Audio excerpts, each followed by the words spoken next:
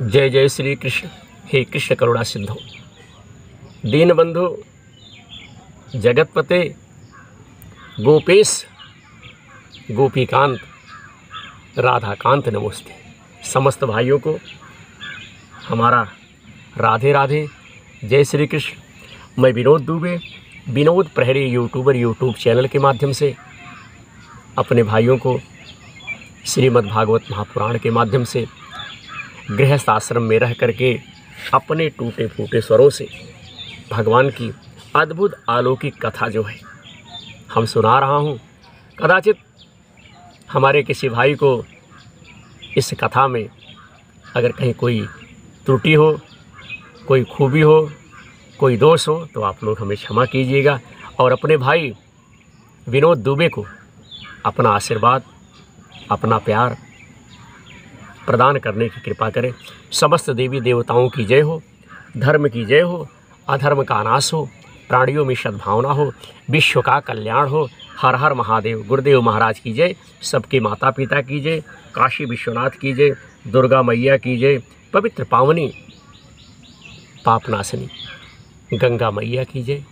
मैं विनोद दुबे, विनोद प्रहरी YouTube channel के माध्यम से अपने इस वीडियो के माध्यम से समस्त भाइयों का मैं हृदय से धन्यवाद देता हूँ। आज हम अपने भाइयों को 15वां अध्याय और विषय है कृष्ण विरह व्यथित पांडवों का परीक्षित को राज्य देकर स्वर्ग सिधारना। परीक्षित जी को अपना राज्य दे करके स्वर्ग सिधारना। बोले भगवान श्री कृष्ण की जय, जय जय श्री कृष्ण।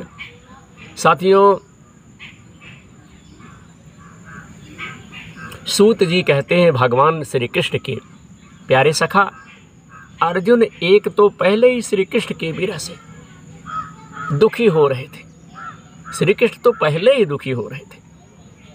उस पर राजा युधिष्ठिर ने उनकी विषादग्रस्त मुद्रा देखकर उनके विषय में कई जिज्ञासाएं करते हुए तमाम प्रश्नों की भैया झड़ी लगा दी। शोक से अर्जुन का मुख और हृदय कमल जो है सूख गया था, चेहरा फीका पड़ गया था। वे उन्हीं भगवान श्री कृष्ण के ध्यान में डूबे रहे थे कि बड़े भाई के प्रश्नों का कुछ भी उत्तर नहीं दे सके। श्री कृष्ण की आंखों से ओझल हो जाने के कारण वे बड़ी हुई प्रेम जनित उत्कंठा के परवश हो रहे थे। रथ हाँकने, टहलने, आज के समय भगवान ने उनके साथ जो मित्रता, अभिन्न हृदयता और प्रेम से भरे हुए व्यवहार किए थे भैया, उनकी याद आ रही थी। बड़े कष्ट से उन्होंने अपने शोक का वेग जो है रोका, हाथ से नेत्रों के आंसू पोंछे और फिर रुधे हुए गले से अपने बड़े भाई महाराजा युधिष्ठिर से कहा। अर्जुन ने कहा महाराजा युधिष्ठिर से। अर्जुन बोले, हे महाराज, मेरे ममेरे भाई अथवा अत्यंत घनिष्ठ मित्र का रूप धारण करके श्री कृष्ण ने मुझे ठग लिया। मेरे जिस प्रबल पराक्रम से बड़े बड़े देवता भी आश्चर्य में डूब जाते थे, उसे मुझे उस चीज से उसे श्री कृष्ण ने हमसे जो है छीन लिया, ले लिया। जैसे यह शरीर प्राण से रहित होने पर मृतक कहलाता है, वैसे ही उनके क्षण भर के वियोग से यह संसार अप्रिय देखे भैया, अप्रिय दिखाई देने लगे। उनके आश्रय से द्रौपदी स्वयंवर में राजा द्रुपद की घर आए हुए राजाओं का तेज मैंने हरण कर लिया। धनुष बाण चढ़ाकर मत्स्य वेद किया और इस प्रकार द्रौपदी को प्राप्त किया। उनकी सानिध्य मात्र से मैंने समस्त देवताओं के साथ इंद्र को अपने बल से जीतकर अग्निदेव को उनकी तृप्ति के लिए खांडव वन का दान कर दिया और भय दानों की निर्माण की हुई अलौकिक कला कौशल से युक्त मायावी सभा प्राप्त की। और आपके यज्ञ में सब ओर से आकर राजाओं ने अनेक प्रकार की भेंट जो है समर्पित की। 10,000 हाथियों की शक्ति और बल से संपन्न आपके इन छोटे भाई भीमसेन ने उन्हीं की शक्ति से राजाओं के सिर पर पैर रखने वाले अभिमानी जरासंध का वध किया। तदंतर उन्हीं भगवान ने उन बहुत से राजाओं को मुक्त किया जिनको जरासंध ने महाभैरव यज्ञ में बलि चढ़ाने के लिए बंदी बना रखा था। उन सब राजाओं ने आपके यज्ञ में अनेक प्रकार के उपहार दिए थे।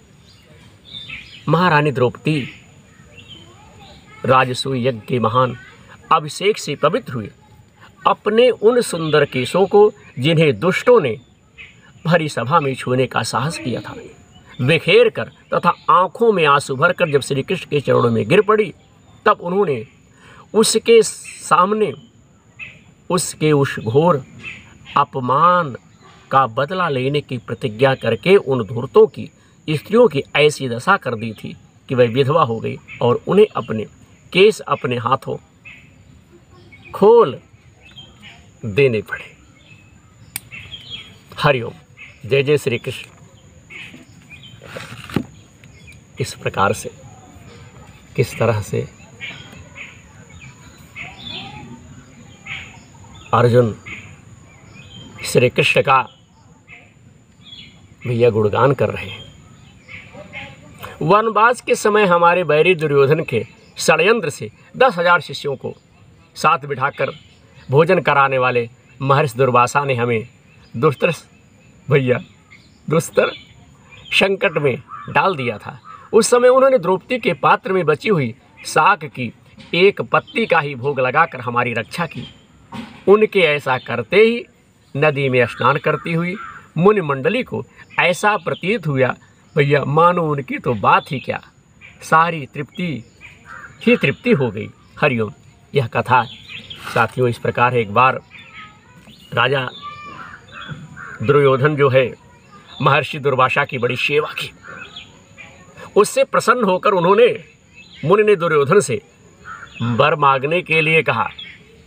दुर्योधन ने सोच करके ऋषि के हिसाब से पांडवों को नष्ट करने का अच्छा अवसर है, मुनि से कहा कि हे ब्राह्मण, हमारे कुल में युधिष्ठिर प्रधान है, आप अपने 10 सहस्त्र शिष्यों सहित उनका आतिथ्य जो है स्वीकार करें, किंतु आप उनके यहाँ उस समय जाएं जबकि द्रौपदी भोजन कर चुकी हो, जिससे उसे भूख का कष्ट न उठाना पड़े।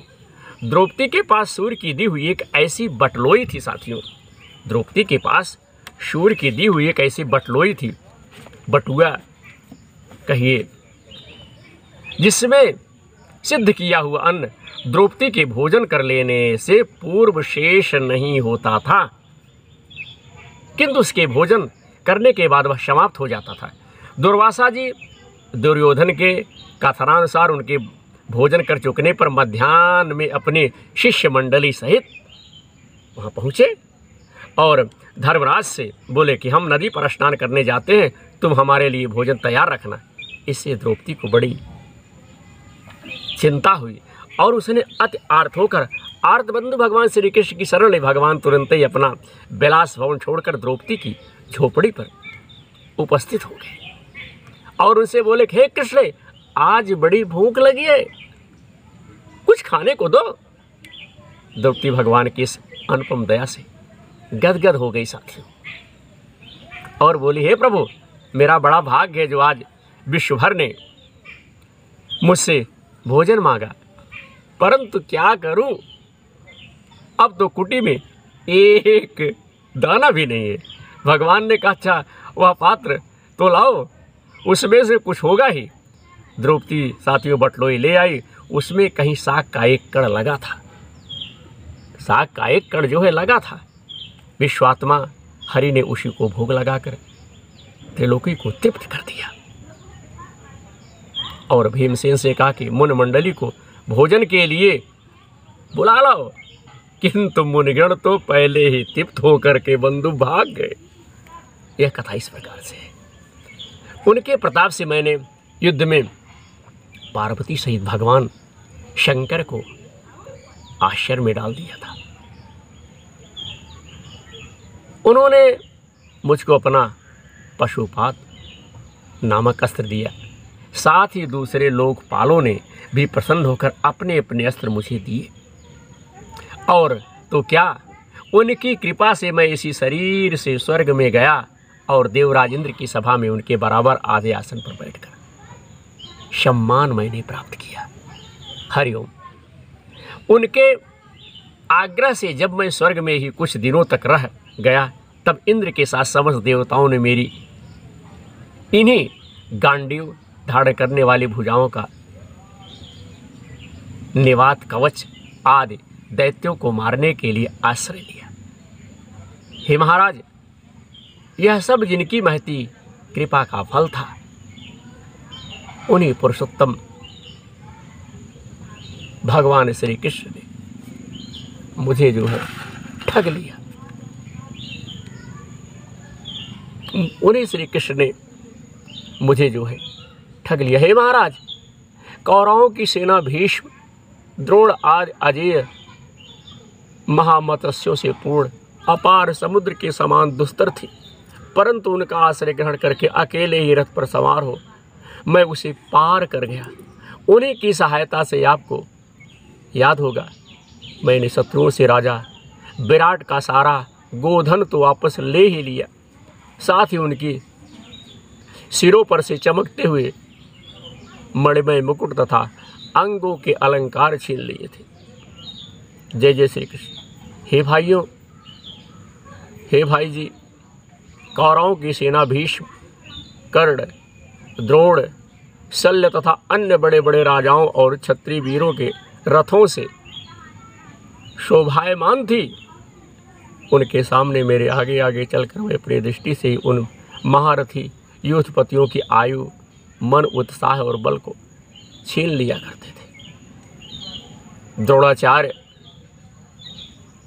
भीष्म, कर्ण, भूरिश्रवा, सुशर्मा, शल्य, जयद्रथ आदि वीरों ने मुझ पर अपने कभी न चूकने वाले अस्त्र चलाए थे, परंतु जैसे हिरण्याकश्यप आदि दैत्यों ने अस्त्र शस्त्र भागवत भक्त प्रहलाद का स्पर्श नहीं करते थे, वैसे उनके शास्त्र अस्त्र मुझे छू तक नहीं सके।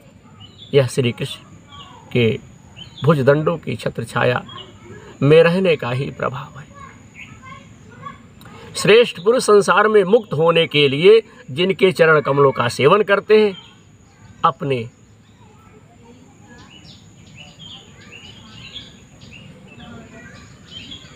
आप तक को दे डालने वाले उन भगवान को मुझ दुर्बुद्धि सारथी तक बना डाला। मैं उन्हें भगवान को अपना सारथी बना डाला।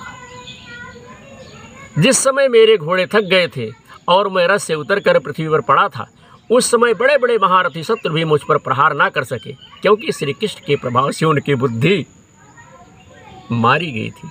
जय जय श्री कृष्ण। हे महाराज, माधव के उन्मुक्त और मधुर मुस्कान से युक्त विनोद भरे एवं हृदय स्पर्शी वचन और उनका मुझे पार्थ, अर्जुन सखा, कुरनंदन आदि कहकर पुकारना मुझे याद आने पर मेरे हृदय में उथल पुथल मचा देती है। जिस प्रकार से उन्होंने हमारे साथ किया, उनका व्यवहार, उनका कार्य देख करके हमारे हृदय में जो है उथल पुथल मच जाती है। हरिओम नारायण, जय श्री कृष्ण। सोने, बैठने, टहलने और अपने संबंध में बड़ी बड़ी बातें करने तथा भोजन आदि करने में हम प्रायः एक साथ रहा करते थे। किसी किसी दिन मैं व्यंग से उन्हें कह बैठता है, हे मित्र, तुम तो बड़े सत्यवादी हो। कभी कभी मैं कह देता था कि हे मित्र, तुम तो बड़े सत्यवादी हो। उस समय भी वह महापुरुष अपनी महानुभावता के कारण जैसे मित्र अपने मित्र का और पिता अपने पुत्र का अपराध सह लेता है, उसी प्रकार मुझ दुर्बुद्धि के अपराधों को सह लिया करते थे। हे महाराज, जो मेरे सखा प्रेमित्र नहीं रहे, अब नहीं रहे, मेरे हृदय ही थे, उन्हीं पुरुषोत्तम भगवान से मैं रहित हो गया। मैं उन्हीं पुरुषोत्तम भगवान से रहित हो गया। भगवान की पत्नियों को द्वारिका से अपने साथ ला रहा था, परंतु मार्ग में दुष्ट गोपों ने मुझे एक अबला की भांति हरा दिया। मैं अपने साथ ला रहा था, परंतु मार्ग में दुष्ट गोपों ने मुझे एक अबला की भांति हरा दिया और मैं उनकी रक्षा नहीं कर सका। वही मेरा गांडीव धनुष है, वही बाण है, वही रथ है, वही घोड़े हैं और वही मैं रथी अर्जुन हूँ, जिसके सामने बड़े बड़े राजा लोग सिर झुकाया करते थे। श्री कृष्ण के बिना ये सब एक ही क्षण में नहीं के समान सार शून्य हो गए। ठीक उसी तरह जैसे भस्म में डाली हुई आहुति कपट भरी सेवा और उस पर ऊपर से बोया हुआ बीज व्यर्थ हो जाता है। हे राजन, आपने द्वारकावासी अपने जिन सुहृद संबंधियों की बात पूछी है, हमसे जानकारी ली है, आपने जो बात पूछी है, वह ब्राह्मणों के सांप वश मोहग्रस्त हो गए और वारुणी मदिरा के पान से मदोन्मत्त होकर अपरिचितों की भांति आपस में ही एक दूसरे से जो है भिड़ गए और घूंसों से मार पीट करके सब के सब नष्ट हो गए। उनमें केवल 4-5 ही बचे हैं। वास्तव में वह सर्वशक्तिमान भगवान की ही लीला है कि संसार के प्राणी परस्पर एक दूसरे का पालन पोषण भी करते हैं और एक दूसरे को मार भी डालते हैं। हे राजन, जिस प्रकार जलचरों में बड़े जंतु छोटे को, बलवान दुर्बलों को एवं बड़े और बलवान भी परस्पर एक दूसरे को खा जाते हैं, आपने देखा होगा कि जलों में भी जो बड़े जीव होते हैं छोटे जीवों को खा जाते हैं। उसी प्रकार अतिशय बली और बड़े यदुवंशियों के द्वारा भगवान ने दूसरे राजाओं का संहार कराया। तत्पश्चात यदुवंशियों के द्वारा ही एक से दूसरे यदुवंशी का नाश करा करके पूर्ण रूप से पृथ्वी का भार उतार दिया। जय श्री कृष्ण। मैं विनोद दुबे, विनोद प्रहरी यूट्यूबर, यूट्यूब चैनल के माध्यम से श्रीमद् भागवत महापुराण, भगवान श्री कृष्ण ने मुझे जो शिक्षाएं दी थी वह देश काल और प्रयोजन के अनुरूप तथा हृदय के ताप को शांत करने वाली थी। स्मरण आते ही वह हमारे चित्त का हरण कर लेती है। सूत जी कहते हैं कि इस प्रकार प्रगाढ़ प्रेम से भगवान श्री कृष्ण के चरण कमलों का चिंतन करते करते अर्जुन की चित्तवृत्ति अत्यंत निर्मल और प्रशांत हो गई। उनकी प्रेममयी भक्ति भगवान श्री कृष्ण के चरण कमलों के चिंतन से अत्यंत बढ़ गई। भक्ति के वेग ने उनके हृदय को मथ कर भैया उसमें से सारे विकारों को बाहर निकाल दिया। उन्हें युद्ध के प्रारंभ में भगवान के द्वारा उपदेश दिया हुआ गीता का ज्ञान पुनः स्मरण हो गया, जिसकी काल के व्यवधान और कर्मों के विस्तार के कारण प्रमादवश कुछ दिनों के लिए विस्मित हो गई थी। ब्रह्म ज्ञान की प्राप्ति से माया का आवरण भंग होकर गुणातीत अवस्था प्राप्त हो गई। सूक्ष्म भंग हुआ। वही शोक एवं जन्म मृत्यु के चक्र से सर्वदा जो है बंधु मुक्त हो गए। हरिओम नारायण। भगवान श्री कृष्ण की ऐसी जो है भगवान के स्वधागमन, भगवान श्री कृष्ण के गमन और यदुवंशियों के संहार का वृत्तांत सुनकर युधिष्ठिर ने स्वर्गारोहण का निश्चय किया। कुंती ने भी अर्जुन के मुख से यदुवंशियों के नाश और भगवान के स्वधागमन की बात सुनकर अनन्य भक्ति से अपने हृदय को भगवान श्री कृष्ण में साथियों लगा दिया और सदा के लिए इस जन्म मृत्यु रूप संसार से अपना मोह जो है मोड़ लिया। अपना मोह जो है साथियों मोड़ लिया। हरिओम। जय श्री कृष्ण। भगवान श्री कृष्ण ने लोक दृष्टि में जिस यादव शरीर से पृथ्वी का भार उतारा था उसका वैसा ही परित्याग कर दिया, जैसे कोई कांटे से कांटा निकालकर फिर दोनों को फेंक दे। भगवान की दृष्टि में दोनों ही समान थे, जैसे वे नट के समान मत्स्याद रूप धारण करते हैं और फिर उनका त्याग कर देते हैं, वैसे ही उन्होंने जिस यादव शरीर से पृथ्वी का भार दूर किया था उसे त्याग दिया। जिनकी भुजाएं, जिनके लीलाएं अनंत है और साथ ही साथ उन भगवान श्री कृष्ण ने जब अपने मनुष्यों के से शरीर शेष पृथ्वी का, इस धरती का परित्याग कर दिया, उसी दिन विचारहीन लोगों को अधर्म में फंसाने वाला साथियों कलयुग भी आ गया। उसी दिन साथियों क्या हुआ, कलयुग भी बंधु आ गया। क्योंकि जो होना है वो तो होगा ही बंधु। महाराजा युधिष्ठिर से कलयुग का फैसला छिपा ना रहा। उन्होंने देखा देश में, नगर में, घरों में और प्राणियों में लोभ, असत, छल, हिंसा आदि अधर्मों की बढ़ती हो गई है। तब उन्होंने महाप्रस्थान का निश्चय किया। उन्होंने अपने विनयी पुत्र परीक्षित को, जो गुणों में उन्हीं के समान थे, समुद्र से घिरी हुई पृथ्वी के सम्राट पद पर हस्तिनापुर में भैया उन्हें आसन पर शासन करने के लिए उन्हें नियुक्त कर दिया। उन्होंने मथुरा से सूरसेनाधिपति के रूप में अनिरुद्ध के पुत्र वज्र का अभिषेक किया। उसके बाद समरथ युधिष्ठिर ने प्रजापति यज्ञ करके आवाहनीय आज अग्नियों को अपने में लीन कर दिया, अर्थात गृहस्थ आश्रम के धर्म से मुक्त होकर उन्होंने संन्यास ग्रहण किया। युधिष्ठिर ने अपने सब वस्त्र भूषण आदि वहीं छोड़ दिए एवं माता और अहंकार से रहित होकर समस्त बंधन काट डाले। उन्होंने दृढ़ भावना से वाणी को मन में, मन को प्राण में, प्राण को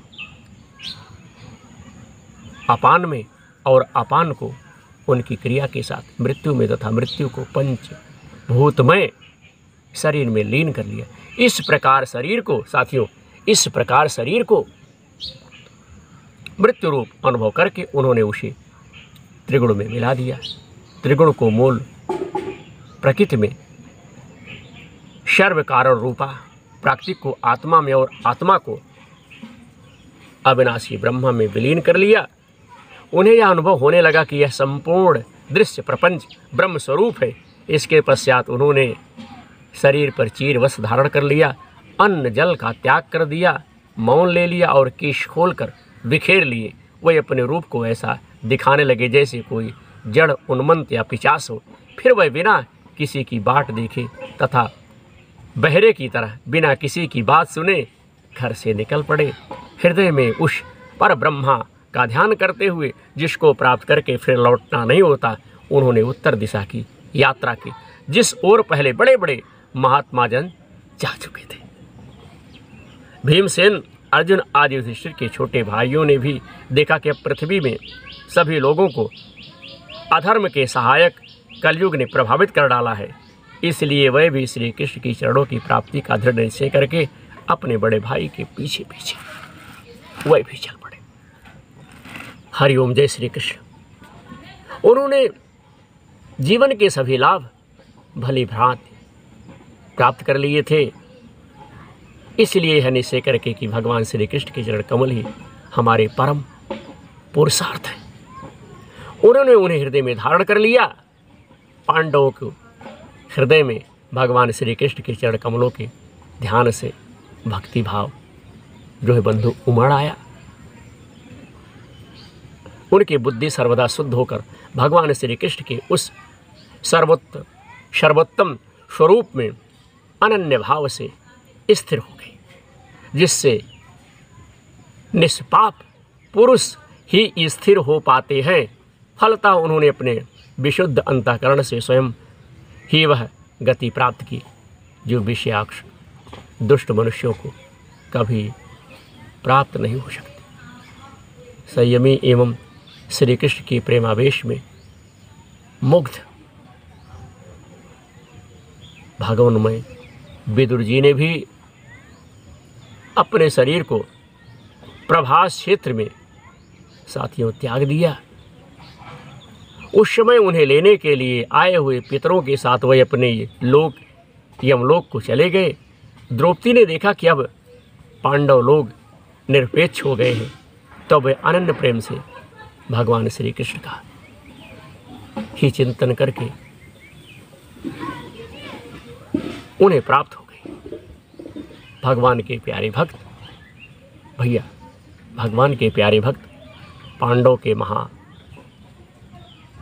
प्रयाण की इस परम पवित्र और मंगलमयी कथा को जो लोग सुनते हैं श्रद्धा भक्ति से, साथ ही निश्चय ही भगवान की भक्ति उन्हें प्राप्त होती है। साथियों, ये तो था अध्याय 15 का प्रसंग। मैं विनोद दुबे, विनोद प्रहरी यूट्यूब चैनल के माध्यम से अपने भाइयों के सन्मुख रखा। अब हमारे भाई लोग इसे सुने, इसे देखें और अपने जीवन में धारण करें।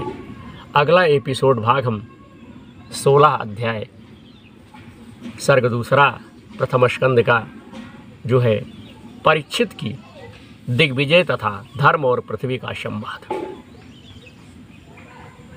परीक्षित की दिग्विजय तथा धर्म और पृथ्वी का संवाद, यह प्रसंग, यह कथा हम अपने भाइयों को अगले वीडियो में सुनाएंगे, बताएंगे। आशा है हमारे भाइयों का इसी प्रकार का प्रेम बनता रहेगा, मिलता रहेगा और आपका भाई विनोद दुबे, विनोद प्रहरी यूट्यूब चैनल के माध्यम से भगवान की यह कथा उत्तर प्रदेश की पावन भूमि से करता रहेगा। साथियों, हमारे कार्यक्रम को देखने के लिए आप लोग यूट्यूब पे सर्च कर सकते हैं विनोद प्रहरी यूट्यूब चैनल, और हमारे चैनल से जुड़ करके आप लोग अपना आशीर्वाद हमें प्रदान कर सकते हैं। धर्म की जय हो, अधर्म का नाश हो, प्राणियों में सद्भावना हो, विश्व का कल्याण हो, समस्त भाई बहनों की जय हो। जय जय श्री श्री राधे राधे कृष्ण। हरिओम, जय श्री कृष्ण।